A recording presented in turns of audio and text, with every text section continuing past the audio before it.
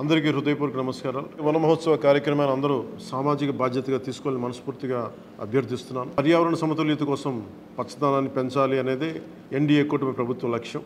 29% ఉన్న పచ్చదనం 50% తీసుకెళ్లాలే లక్ష్యంగా పనిచేస్తున్నాం. ఈ వన మహోత్సవ కార్యక్రమంలో మరొక ముఖ్య విషయం, వృక్ష జాతుల ఎంపిక చాలా కీలకం. అవి స్వదేశీ వృక్ష జాతులను ఎంపిక చేసుకోవటం చాలా అవసరం. స్థానిక వృక్ష జాతులు నాటడం ద్వారా జీవ వైవిధ్యాన్ని, నేల ఆరోగ్యాన్ని మరియు పర్యావరణం మరియు మానవ ఆరోగ్యాన్ని కాపాడిన వాళ్ళు అవుతాం. అందుకే దేశవాళీ చెట్లు పెంచడం చాలా అవసరం.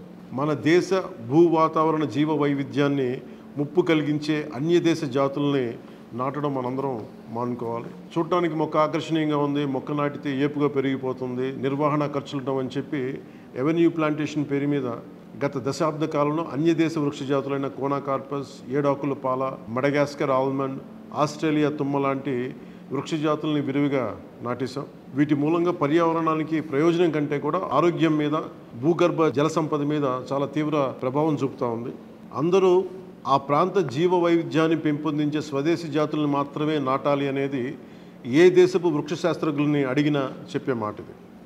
కానీ ఆ వాస్తవాన్ని విస్మరించి విదేశీయ మొక్కల మోసుతో రాష్ట్రమంతటా కోనాకార్పస్తో నింపేశారు.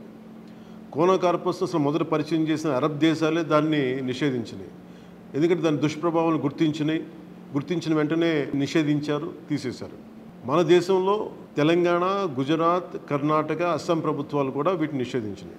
ఈ కోనాకార్పస్ లాంటి విదేశీ వృక్ష జాతుల మూలంగా జరిగే అనర్థాలు చాలా ఉన్నాయి. అవి ముఖ్యంగా మన భూగర్భ జల సంపదను హరించి వేస్తాయి, శ్వాస సంబంధ ఆరోగ్య సమస్యలకి కారణమవుతున్నాయి. కోనాకార్పస్ ఎలాంటి వృక్ష జాతి అంటే పశువులు తినవు, పక్షులు గూడు పెట్టవు, కనీసం పక్షులు కూడా వాలవు. చెట్టుని చేమని ఆధారంగా చేసుకుని బతికే క్రిమికీటకాలు కూడా ఈ చెట్లు జోలికి రావు. పక్షులే దూరంగా ఉండే ఈ మొక్కల్ని మనం మోజులో పడి ఎందుకు వేయాలి అనేది కీలకమైన ప్రశ్న. అందుకే ప్రతి సంవత్సరం జూన్, జూలైతో మొదలై నవంబర్లోని కార్తీక సమారాధన వరకు కొనసాగే ఈ వన మహోత్సవ కార్యక్రమంలో మన స్వదేశీ జాతులైన జీవ ఇంధనంగా ఉపయోగపడే కానుగ, వేప, చింత, ఉసిరి, శ్రీగంధం, ఎర్రచందనం, రావి, మర్రి, రేల, దిరిసెన, సీత, అశోక, మారేడు, నేరేడు, దేవకాంచనం, తెల్లమద్ది, మామిడి, కదంబం, జమ్మి, వెలగ, సీతాఫలం ఇలాంటి ఇంకా ఎన్నో మన జాతుల మొక్కల్ని నాటాలని అందరినీ అభ్యర్థిస్తున్నాం, కోరుకుంటున్నాం.